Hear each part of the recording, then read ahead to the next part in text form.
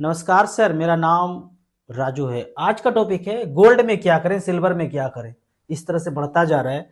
अभी अगर लगा दें तो 2 गुना पैसा हो सकता है, 3-4 साल में हो सकता है। तो इसको आज के टॉपिक में समझते हैं। पहले से बोलता आया हूँ, 1-2 साल से बोलता आया हूँ कि गोल्ड का कमेंट्स पहले भी आता था कि जब भी गोल्ड खरीदना है तो आपको फिजिकल खरीदना है। मैंने भी 1 साल पहले कुछ खरीदा, वो गहने के रूप में खरीदा। काफी लोग बोलते थे कि सॉफ्ट में खरीद लूं। सॉफ्ट में खरीदने से मैं हमेशा मना किया हूं, पीछे की वीडियो में देखेंगे, हमेशा मना किया हूं। आज भी बोलता हूं कि गोल्ड जब भी खरीदना है, इसमें नहीं खरीदना है, फिजिकल में खरीदना है। अब ऐसा क्यों बोलता हूं, इसको एक उदाहरण से समझते हैं कि मान लेते हैं एक गांव है, वहां जामुन का पेड़ है। अब 5 जामुन का पेड़ है, पूरा गांव आपस में लेन देन करके वो जामुन खाते हैं। खाना ही खाना है, सबको जामुन लेना ही लेना है। तो 1 किलो चावल दिया तो 1 किलो जामुन मिल गया, कोई 1 किलो दाल दिया तो 1 किलो जामुन मिल गया। इस तरह से आदान प्रदान करके बाटर सिस्टम से लेके चल रहा था। लेकिन कोई आता है 7 समंदर पार से और पूरा पैसा दे करके 1-1 करोड़ में सारा जामुन का, 5 जामुन का पेड़ है, खरीद लिया। खरीदने के बाद अब तो जामुन तो 5 ही पेड़ है और मोगेम्बो के पास आ गया। तो अब अगले साल बोलते हैं 1 किलो जामुन के लिए अब आपको 5 किलो चावल देना पड़ेगा। देना ही पड़ेगा क्योंकि उसी के पास है, बाकी कहीं है नहीं। और गांव वाले को खाना ही खाना है जामुन। फिर अगले साल 10 किलो चावल देने के बाद ही 1 किलो जामुन दूंगा। दे दिया भाई, अमीर था, समृद्ध था गांव, देता चला गया। फिर अगले साल 2-3 साल के बाद बोला 50 किलो चावल दोगे तब 1 किलो जामुन मिलेगा। देना पड़ेगा, चावल तो चावल भरमार है हमारे पास, 1 किलो जामुन तो खाना ही है इस साल भी। फिर अगले साल बोला 100 किलो चावल देंगे तब 1 किलो जामुन मिलेगा। अब इसी चीज को सोना चांदी लोहा तांबा कोयला पेट्रोल इसमें देखते हैं। इसका भी भंडार ले लिया कंपनी ने, इसका भी ले लिया, लोहा का भी ले लिया, एल्युमिनियम का भी ले लिया, तांबा का भी ले लिया, कोयला का ले लिया। हर चीज का कोई ना कोई कंपनी ले लिया। किसी के पास नहीं है, ऐसा मत सोचना सरकारी, ऐसा मत सोचना सामाजिक, नहीं, कंपनी के पास है। तो वो कंपनी अब बोलता है कि मैं लोहा 50 रुपए किलो बेचूंगा। अगले बार बोलता है 60 रुपया, अगले बार बोलता है 70 रुपया, अगले बार बोलता है 80 रुपया। अब यही खेल हर मेटल में हो रहा है। आम के साथ भी यही होगा।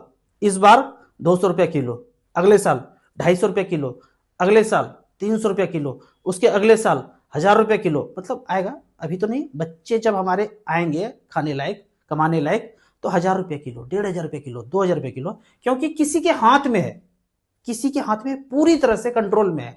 तो ये जो रेट देख रहे हैं ना, 1,20,000, 1,30,000, 1,40,000, 1,50,000, 60,000, 70,000, 1,90,000, 2 लाख, वो किसी के हाथ में है। और कैसे कर रहा है? मास्टर कंप्यूटर से। डिमांड सप्लाई एकदम बकवास बात है, एकदम बकवास है, कोरा बकवास रट्टा मार के पढ़वाया गया है। आईएएस के एग्जाम में, बैंक के एग्जाम में, रेलवे के एग्जाम में रट्टा मार मार के भाई ये तो क्वेश्चन आएगा 5 नंबर का, रट्टा मार लो। अब जब आप माइंड प्रोग्रामिंग हो गया, जब भी आप किसी को भी समाज में बोलेंगे तो यही demand supply demand supply demand supply. नहीं, किसी के हाथ में पूरी तरह से वो चीज आ गया। अब वो मनमर्जी है कि किस रेट में बेचे। कुछ गल्फ कंट्री है जहां फिक्स है, एक रोटी हमेशा 1 रुपये में मिलेगा। बना दो ना कानून आज कि भाई 50,000 रुपया से ऊपर नहीं जा सकता, नहीं जा सकता। दुनिया में जहां हो रहा है हो रहा है। भारत में अगर ये सब मेटल है, ये 10 रुपये किलो मिलेगा, कोयला 5 रुपये किलो फिक्स मिलेगा, आलू 10 रुपये किलो से नीचे जाना ही नहीं है। अभी मैं देखा कि किसान ने 5 ट्रैक्टर प्याज जो बहा दिया, 1 रुपये किलो 2 रुपये किलो ऐसे मिल रहा है। वो तो लागत भी वसूल नहीं हो रहा है, फेंक दिया सारा का सारा। अगर सच में बिल पास कर दिया जाए कि 10 रुपये से किलो आलू टमाटर प्याज जाना ही नहीं है, बल्ले बल्ले हो जाएगा किसान का। इतना अमीर हो जाए कि मोगेम्बो से अकेले लड़ सकता है, हम लोग को लड़ने की भी जरूरत नहीं है। अब इसके कंपेयर में अगर मार्केट को मैं देखता हूं, यहां इसका रेट ना एकदम हाथ में है। मास्टर कंप्यूटर से रोज रात में चेंज करता है। मोगेम्बो का पोता बैठा हुआ है, वो कंप्यूटर जानता है चलाने अच्छा से, वो रोज चेंज करते रहता है। डरा करके नहीं कभी देखे कि इसका रेट बढ़ाऊंगा घटाऊंगा तो डराऊंगा किसी को, ऐसा नहीं।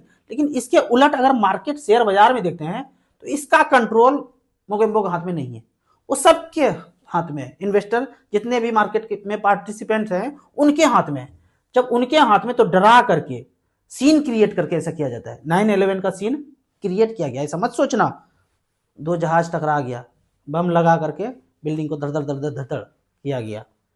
ये तो कोरोना वाला पता ही था। जिसको नहीं पता है कि कोरोना बीमारी है, मैं पहले वीडियो में बोला हूं, गधा के अलावा कुछ नहीं है।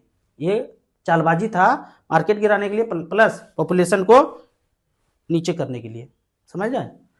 टेक बबल सुना होगा, चालबाजी से कराया गया, ऐसा क्रिएट किया गया, ऐसा करके कि मार्केट को गिराऊं। फिर डेट क्राइसिस, अभी यूएस में बोल रहे हैं डेट क्राइसिस, सब सारा सीन क्रिएट किया जाता है। क्रिएट करके आपको डराएंगे, डरा करके मार्केट को गिराएंगे।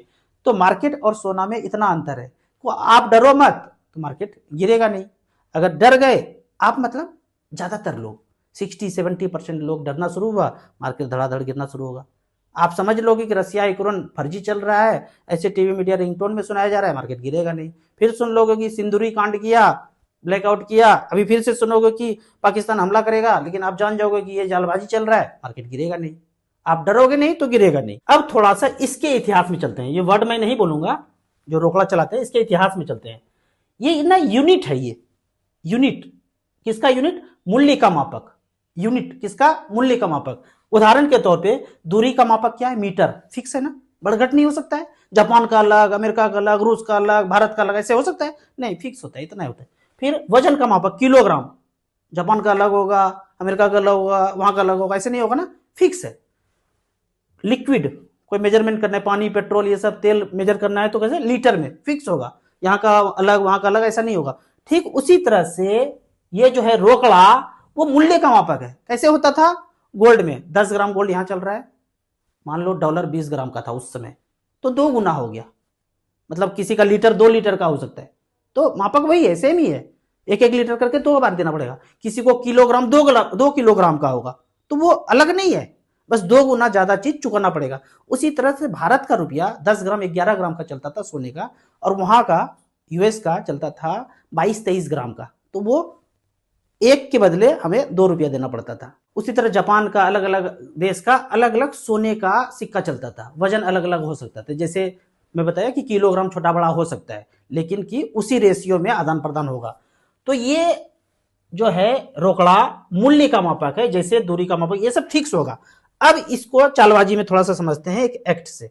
ये बेहतरीन एक्ट कहता है कि 1 मीटर में 100 सेंटीमीटर, बोलता ना, लालच बढ़ गया, बोला आज से 70 सेंटीमीटर, और लालच बढ़ा, बोला आज से 26 सेंटीमीटर, और लालच बढ़ा, बोला आज से 11 सेंटीमीटर, और लालच बढ़ा, मनमोहन सिंह के थ्रू बोला ना, अब से 0-0, 1 मीटर मतलब 0-0। तो इसमें सही कौन सा है, इसमें सही बोलेंगे यही पहला वाला है भाई। जो यूनिट होता है, यूनिट को थोड़ी छेड़छाड़ कर सकते हैं, 100 सेंटीमीटर इक्वल टू 1 मीटर। ठीक उसी तरह से 1818 के पहले, जब ये ब्रिटिश इंडिया नहीं आया था, उसके पहले 10 रुपया इक्वल टू 1 तोला गोल्ड होता था। फिर उसके बाद 1862 में चेंज किया, बोला अब से 7 ग्राम, फिर चेंज किया 40 में, तो बोलता है अब से 2.6 ग्राम 10 रुपये में। फिर 1966 आजाद के बाद, ये आजादी ना, उसके पहले तो गुलाम थे, मुंह बंद रखना, कुछ बोलना नहीं, मारूंगा, पीट दूंगा, उड़ा दूंगा, चल गया भाई बात। 66 में तो गुलाम नहीं है ना। अगर तो मैं आज गुलाम हूं तो मैं यही मानने के लिए तैयार हूं जैसे चला रहे हैं, लेकिन आप हमको बोल रहे हैं कि आजाद हूं, तो जवाब दो 66 में 1.1 किसने किया, और फिर मनमोहन ने 1951 में 10 को 0-0 क्यों किया। 0-0 का मतलब समझ लीजिए, इसका मतलब समझ लीजिए, इसका मतलब समझ लीजिए। जब भी 10 रुपया जनरेट होता था, 1 तोला अपने पास रखता था, रिजर्व बैंक अपने पास रखता था। 0-0 का मतलब है कि रोकड़ा के लिए अब कुछ नहीं रखना है, तो कितना भी छाप सकता हूं। जब कितना भी छाप सकते हो, तो हम जो 1 करोड़ लोन लिए हैं, मेरा वाला फिर से छाप लो। किसी ने 10 लाख लोन लिया है, एजुकेशन लोन, फिर से छाप लो।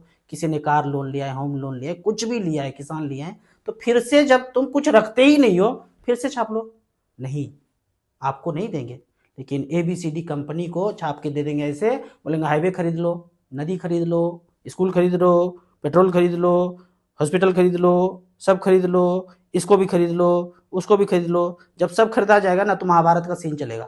बीबी को भी खरीदा जाएगा, 1-1 करोड़ रुपये हम बोली लगा के, बीबी बच्चे सब एक्सपोर्ट हो जाएगा बाहर। अभी सब कुछ खरीदने संपदा, अभी तो लोहा चांदी सोना, स्कूल, हॉस्पिटल, नदी, हवा, ये सब के बाद बच्चे का, वाइफ का नंबर आएगा। मौके में छोड़ेगा थोड़ी, धीरे धीरे टाइट करता रहेगा। अब इसको बंद करते हैं। जिनको समझना है समझिए, ज्यादा समझना है तो राजू चौधरी वाला दूसरा वाला चैनल है, वहां जाके थोड़ा गहराई से समझ सकते हैं। इस चैनल पे जा करके प्ले लिस्ट में 6 वीडियो है, दस्तावेज भी है। जो कोई कितना भी रोकड़ा लिया हो बैंक से, वो 26 पेज का दस्तावेज इसमें है, दे दीजिए, हाथ खड़ा कर देगा।